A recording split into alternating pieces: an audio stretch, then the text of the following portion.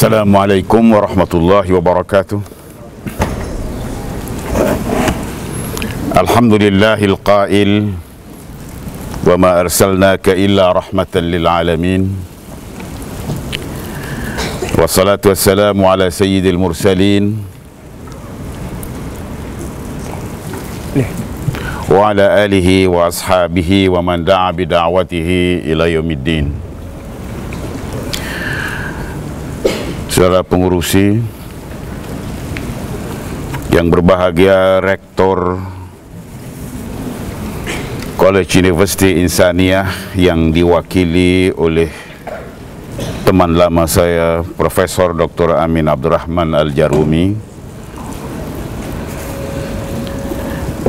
anak anda Ustaz Zul Azri Muhammad Sani, Presiden atau yang dipertua ABIM Negeri Kedah, merangkap pengurusi jawatan kuasa seminar, pegawai kanan College University Insaniyah, saudara pimpinan dan hadirin hadirat, semoga sekaliannya sejahtera dalam limpahan rahmah dan barakah. Saya dahului dengan pernyataan tahmid kesyukuran Alhamdulillah atas nikmat kesempatan bertatap muka dengan hadirin hadirat dalam seminar Islam Rahmatan lil Alamin. Sesungguhnya undangan saudara-saudara adalah suatu penghormatan besar buat diri saya. Hanya saya merasa sedikit terganggu bila latar diri saya dibacakan agak panjang. Saya malu bila teringat bagaimana Nabi Yusuf alaihissalam memperkenalkan dirinya, menyampaikan CV-nya dengan dua patah kata. Inni hafizun alim, noktah. CV-nya cuma dua patah, tapi saya punya CV yang begitu panjang. Tapi apa boleh buat, begitulah yang telah menjadi ritual di mana-mana. Saya memahaminya. Persoalan Islam sebagai rahmah kepada alam seisinya sekarang menjadi topik of the day. Kita ditakdirkan menjadi generasi yang menyaksikan era pencemaran citra Islam. Image dan citra Islam sedang cedera, dan kita dituntut untuk menyampaikan Islam dalam wajah dan citranya yang hakiki. Taqdimul Islam bi suratihil haqiqiyah. Presentation of Islam in its true image. Dan ini tidak mudah, karena kita harus membawa dan menampilkan Islam dalam wajahnya yang rahmah dan ramah di tengah kekuasaan media.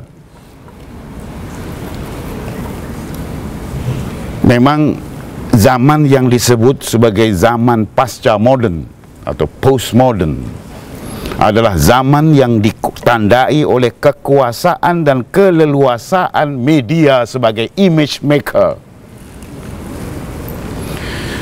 Media sebagai image maker, media sebagai pembentuk citra. Hitam kata media hitamlah, putih kata media putihlah. Bila media sudah menggila, sekelip mata keramat jadi penjahat.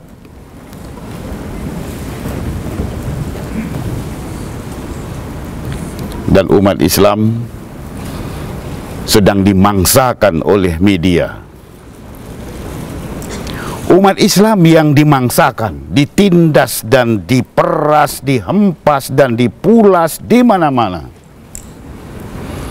Tapi sudahnya umat Islam yang disalahkan. Kita sedang menyaksikan satu tragedi, blaming the victims. Tragedi kemanusiaan menyalahkan mangsa. Bukan membela mangsa, menyalahkan mangsa. Mangsa yang ditindas ini diberi label sebagai teroris, sebagai irhabi.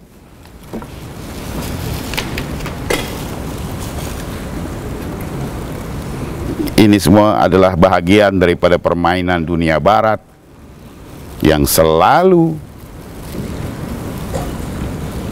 bersikap double standard. Satu ketika konon barat mau menyebarkan, mengembangkan demokrasi ke seluruh dunia, termasuk di negara-negara Islam dan negara-negara Arab. Democratization. Apabila negara-negara Arab menjayakan sistem demokrasi, tertubuhlah kerajaan yang dipilih oleh rakyat dengan proses demokrasi. Tiba-tiba mereka memukul kerajaan demokratik, menggagalkan kerajaan demokratik, menyokong kebangkitan diktator. Dulu orang bertanya, bersediakah dunia Islam, bersediakah dunia Arab untuk menerima demokrasi? Sekarang waktunya kita bertanya mereka. Sekarang waktunya kita bertanya kepada Amerika, kepada Barat. Bersediakah Barat? Is the West ready? Adakah Barat bersedia untuk menerima kebangkitan demokrasi di negara-negara Arab dan di negara-negara Islam? Yang tidak ready, yang tidak siap menerima demokrasi sebenarnya bukan dunia Arab, bukan dunia Islam, tapi Barat sendiri yang tidak siap dan tidak bersedia melihat kebangkitan demokrasi di negara-negara Islam, di negara-negara Barat, di negara-negara Arab. Begitulah kira-kira suasana yang menjadikan isu Islam sebagai rahmah ini menjadi relevan untuk kita bicarakan. Dari mula memang kita menyadari amanah menyampaikan Islam sebagai rahmah kepada alam seisinya, bukan rahmatan lil muslimin semata-mata, tapi rahmatan lil alamin. Wa ma arsalnaka illa rahmatan lil alamin. Rahmat yang menyejagat, yang meliputi semua, seperti yang dijelaskan dalam sebuah hadis Rasulullah sallallahu alaihi wasallam, irhamu man fil ard yarhamkum man fis sama. Faqala lahu qail wa inna narhamu azwajana wa dhurriyyatina. Faqala sallallahu alaihi wasallam ma hadha urid innama uridu rahmah bil kaffah. Kata kuncinya di sini adalah ar-rahmah bil kafah. Rahmat yang menyeluruh, yang berarti belas dan kasih yang melimpah, bakti kemanusiaan yang menyejagat, khidmat kebajikan yang inklusif, meratai seluruh warga bumi ilahi. Jadi kita tidak boleh membolot rahmat Allah.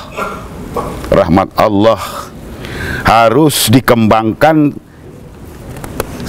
seadanya, yang wasi'at kulla syai', yang meliputi semua dan siapa saja. Jadi saudara sekalian,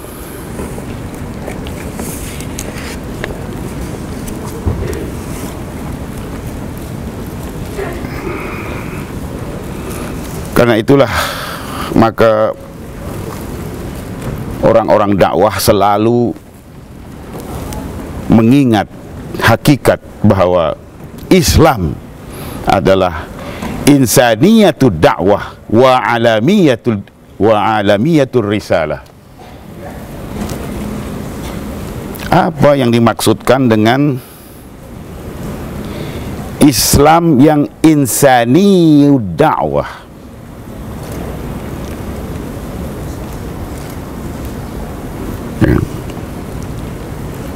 Islam yang insaniyud dakwah wa alamiyur risalah. Islam yang dakwahnya adalah insani dan risalahnya alami. Dakwahnya kemanusiaan seluruhnya dan risalahnya adalah global, universal. Barangkali karena menyadari hakikat itulah, maka seorang pemikir Islam, Dr. Fathi Osman, mengatakan bahwa pada saat seperti sekarang ini, gerakan dakwah harus menekankan aspek kemanusiaan dan kesejagatan Islam itu, di samping meneruskan apa yang selama ini kita sampaikan. Tapi dalam konteks zaman sekarang ini, dalam konteks masyarakat yang kita hadapi sekarang ini, penampilan Islam, pencitraan Islam harus menekankan aspek kemanusiaan dan kesejagatan. Ini yang beliau sebut a universalistic and a humanistic presentation of Islam. A universalistic and a humanistic presentation of Islam.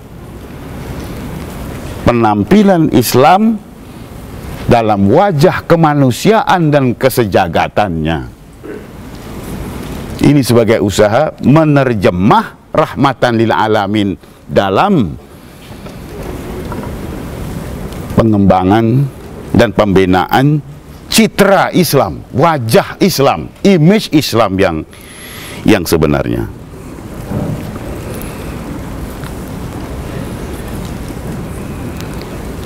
Kalau diizinkan,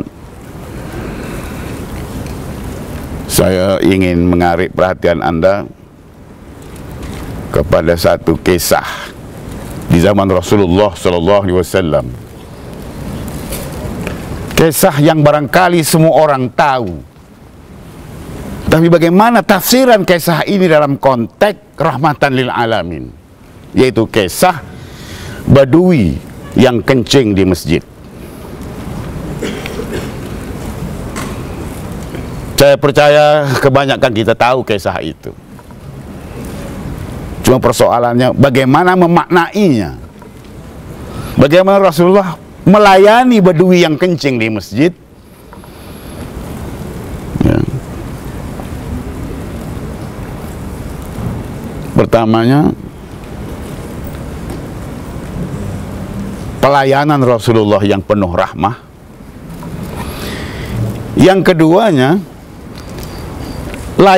larangan Rasulullah agar rahmat jangan dibataskan. Kisahnya, seorang bedui terdesak nak kencing ketika dalam Masjid Nabawi. Sebagai bedui yang tidak tahu adat dan adab, dia pergi ke penjuru masjid dan kencing. Barangkali masjid ketika itu terlalu simpel, cuma pasir yang terhampar, tak jauh bedanya dengan tanah lapangan, tak jauh bedanya dengan sawah yang sedang kering kontang. Tergamak saja dia kencing di situ. Apalagi sahabat-sahabat yang melihat itu, masing-masing nak menyerbu bedui ini, mau diapakan tidak tahu, tapi tak sempat diapa-apakan karena Rasulullah segera melarang, la tuzrimuh, jangan paksa dia menghentikan kencing yang dengan mendadak. Saya tak tahu akibat menghentikan kencing mendadak ini dari segi kesehatan, tapi yang jelas Rasulullah melarang. Lalu bedui ini meneruskan kencingnya, dan setelah itu Rasulullah memerintahkan sahabat membersihkannya, menyiram air dan sebagainya. Bedui ini dipanggil dan diberitahu tentang masjid sebagai tempat suci, masjid tempat beribadah untuk sholat dan yang seumpamanya. Dinasihati baik-baik,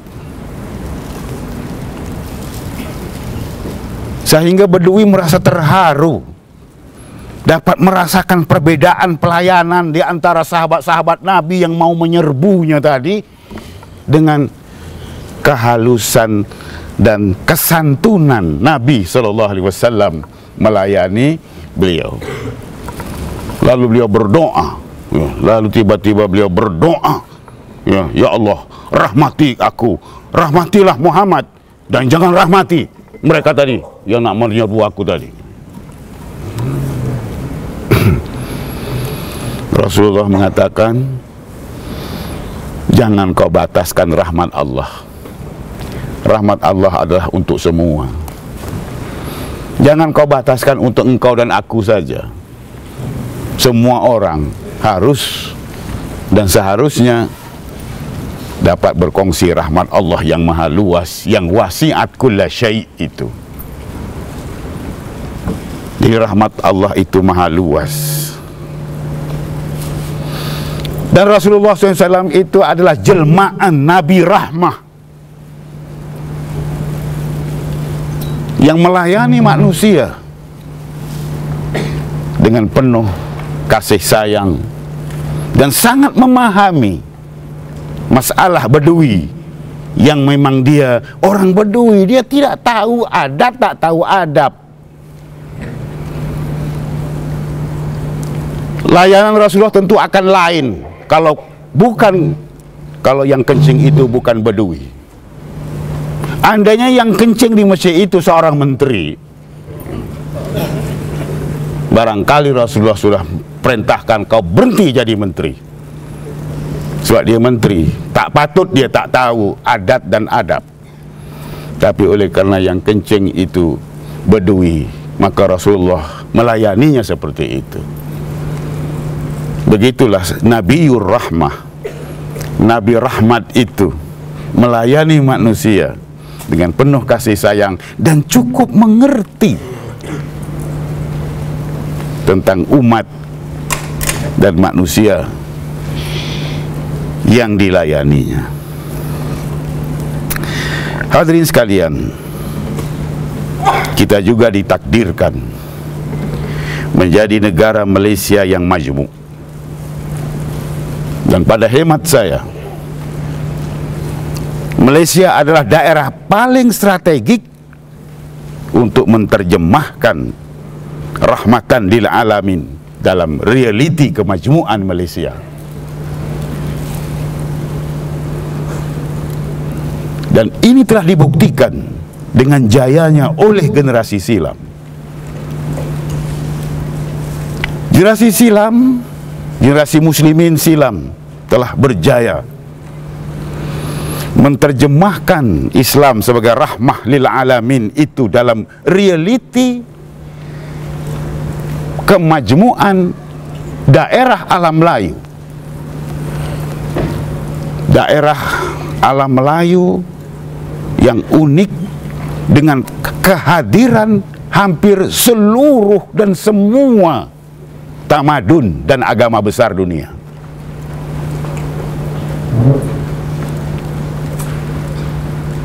Malaysia khususnya adalah daerah majmuk yang menampung kehadiran semua penganut agama pelbagai tamadun dunia.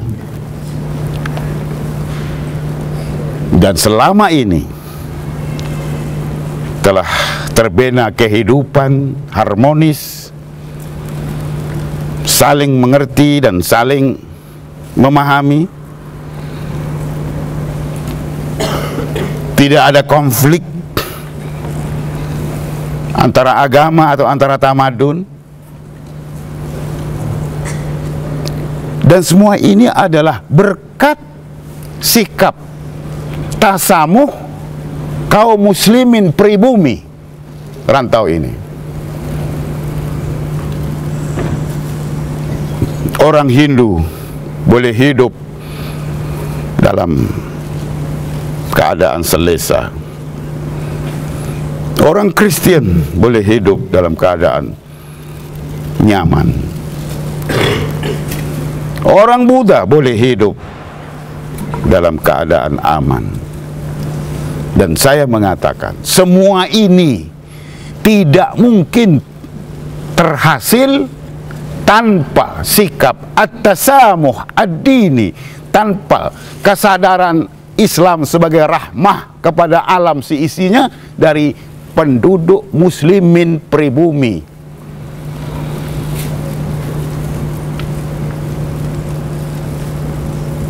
Maksud saya, kaum muslimin pribumi rantau ini selama ini telah membuktikan bahwa mereka mengerti tentang Islam sebagai rahmatan lil alamin dan menerjemahkannya dalam bentuk pelayanan yang baik, manusiawi dan penuh toleransi terhadap mereka yang tidak seagama. Sehingga daerah ini diakui dunia sebagai daerah yang paling kaya dengan pengalaman dialog ketamadunan.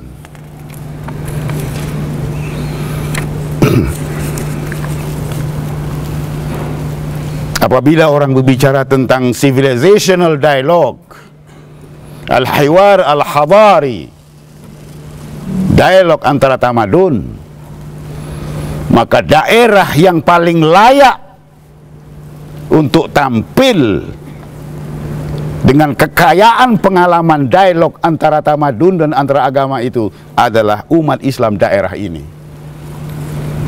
Daerah alam Melayu. Karena semua agama besar dunia bertemu di daerah ini dan hidup bersama, berdialog selama berabad-abad dalam semangat at-ta'ayush, coexist, hidup bersama dan berdampingan dengan damai. Maka karena itulah dengan yakin kita mengatakan bahwa citra Islam di rantau ini unik dan istimewa, dan dunia seharusnya mempelajari Islam, mendapatkan citra Islam yang rahmah dan ramah itu dari rantau ini, dari rantau sini, dan tidak cuma dari rantau dunia Arab atau Indo-Pakistan.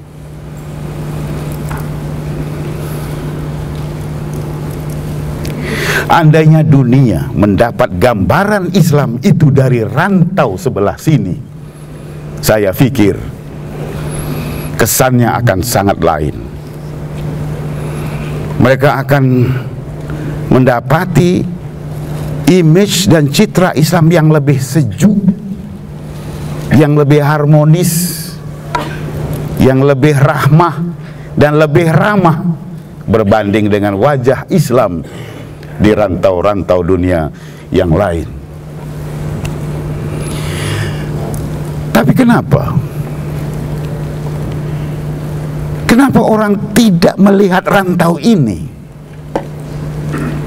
Dan gambaran dan citra Islam yang mereka dapat itu dari dunia lain, dunia yang memperlihatkan Islam dalam wajah yang marah-marah gitu. Isu ini pernah didiskusikan oleh ahli-ahli akademik, termasuk satu diskusi yang berlangsung di negeri Belanda setahun atau 2 tahun yang lalu. Ada sarjana-sarjana yang menekuni bidang kajian Islam di rantau Melayu yang mengatakan bahwa ini salah orang daerah Melayu sendiri.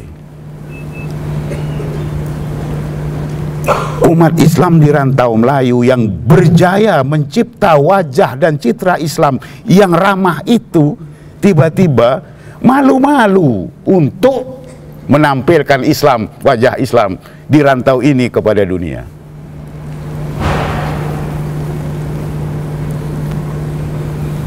Umat Islam rantau ini termasuk organisasi-organisasi besarnya tampaknya malu-malu untuk menampilkan wajah Islam rantau ini ke pentas dunia. Akibatnya orang mendapat gambaran dan wajah Islam itu dari daerah-daerah lain yang garang dan marah-marah itu. Apa lepas ini Anda masih malu-malu lagi?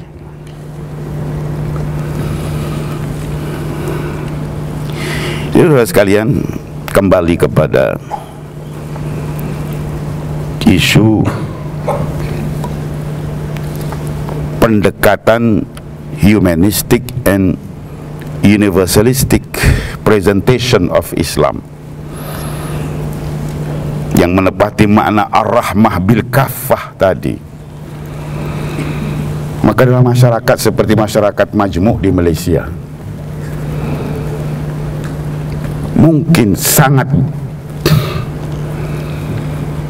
akan sangat baik kalau Islam ini ditampilkan menerusi maqasidus syariah yang merupakan nilai-nilai yang universal. Islam tidak cuma hukum, tapi Islam juga adalah nilai-nilai yang terumus dalam maqasidus syariah.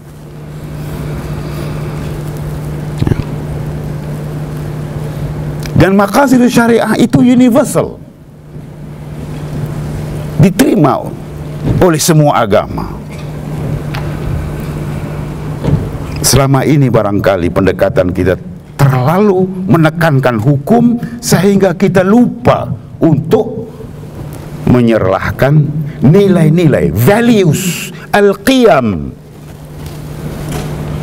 yang terumus dalam maqasidus syariah itu. Maqasidus syariah, pemeliharaan agama, pemeliharaan jiwa, keturunan, harta dan akal, semua ini adalah nilai-nilai universal, nilai-nilai sejagat yang dapat diterima oleh orang lain. Dan ini adalah sumbangan Islam sebagai rahmah kepada alam seisinya. Hakikat ini sebenarnya sudah disadari lama. Sudah disadari lama sejak Asy-Syatibi. Asy-Syatibi adalah tokoh yang mempromosikan maqasidus syariah sehingga disebut sebagai Syekhul Maqasid dalam kitabnya yang monumental, masterpiece-nya Al-Muwafaqat. Dalam mukaddimah ketiga beliau mengatakan faqad ittafaqatil ummah bal sairul milal anna syari'ata wudi'at lil muhafazati 'ala ad-daruriyatil khamsa wa hiya ad-din wan nafs wan nasl wal mal wal 'aql. Asy-Syatibi mengatakan bahwa seluruh umat, bahkan seluruh agama, ittafaqat, konsensus, ijma' bahwa syariat didatangkan untuk membawa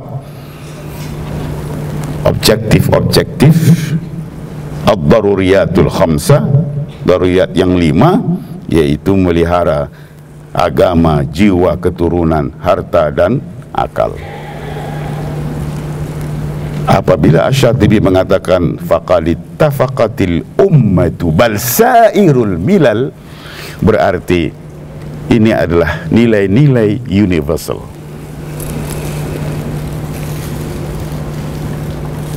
Tapi masalahnya selama ini barangkali kita kurang memberikan perhatian kepada dimensi nilai. Yang kita tekankan barangkali dimensi hukum. Saya tidak menyalahkan promosi hukum. Cuma yang saya anjurkan ialah hukum jangan dipisahkan dari nilai-nilai, values, al-qiyam yang mendasarinya. Sebab hakikatnya al-qiyam itu ya, tempat berpijaknya hukum. Al-qiyam qabla al-ahkam. Sesuatu itu baik, maka datang hukum mewajibkannya. Sesuatu itu buruk, maka datang hukum untuk melarangnya. Jadi al-qiyam qabla al-ahkam. Ya. Hukum itu datang li muhafazati 'ala al-qiyam. Jadi dimensi nilai-nilai ini harus kita tekankan, apalagi nilai-nilai yang terumus dalam maqasidus syariah yang semuanya menyatu pada satu prinsip li masalihil ibad, untuk memelihara maslahah al-ibad, manusia seluruhnya, tidak cuma li masalihil muslimin, masalihul ibad, maslahah manusia seluruhnya. Jadi Islam dalam dimensinya yang humanistik, universalistik ini harus diberikan perhatian. Saudara sekalian, dalam konteks menjernihkan wajah Islam yang tercemar dan tercedera itu, kita harus mewaspadai gejala resis yang diusung oleh orang-orang Islam.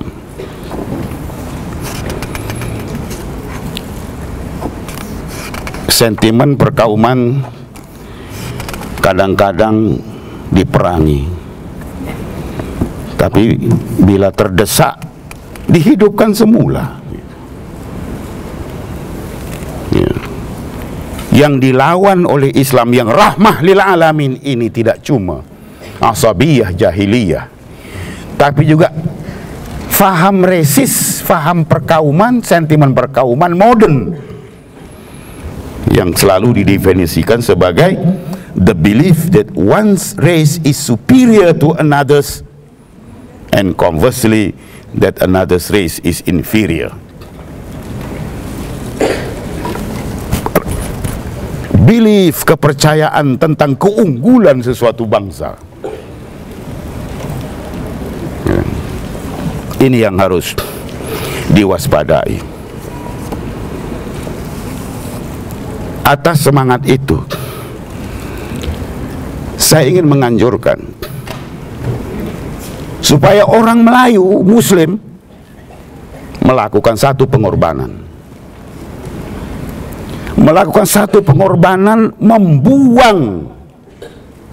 membuang peribahasa atau kata-kata pusaka yang melukai kaum lain.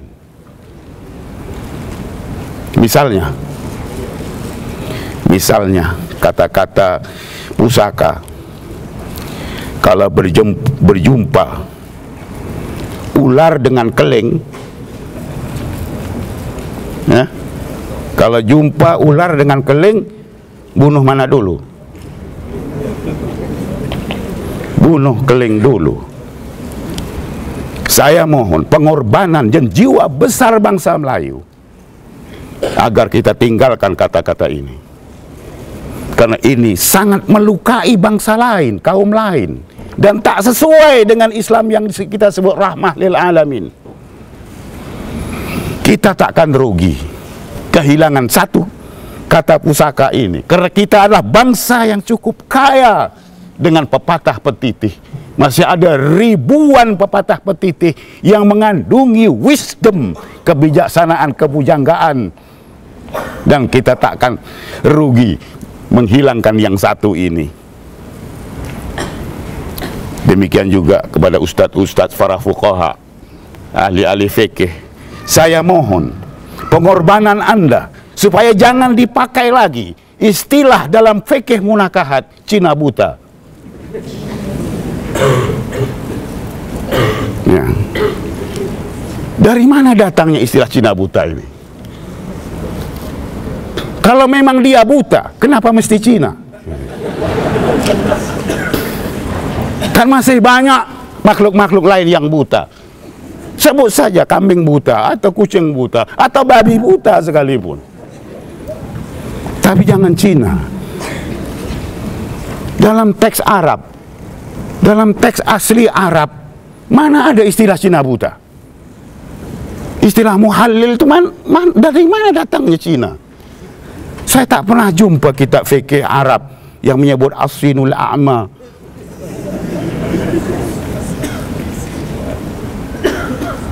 Jadi saudara-saudara sekalian, jangan sampai fikih kita ini menjadi fikih resis,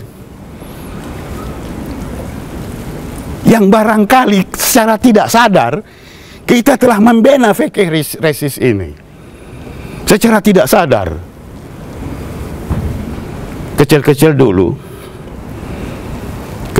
dulu saya dididik jangan mencuri. Mencuri itu berdosa. Tapi kalau curi barang di kedai Cina, tak apa.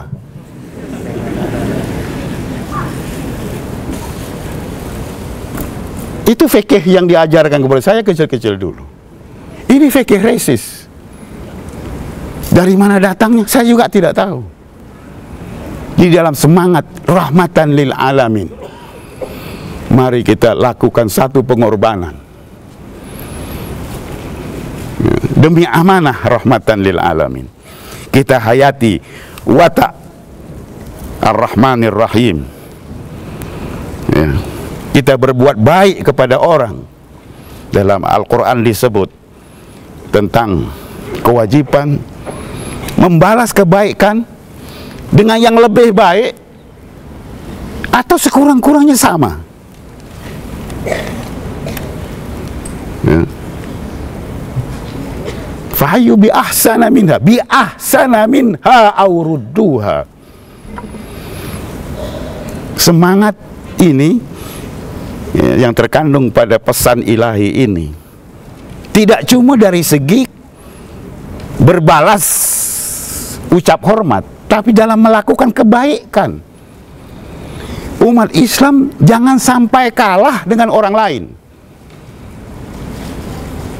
Orang Islam harus melakukan ahsana minha, atau minimum rudduha, minimum sama.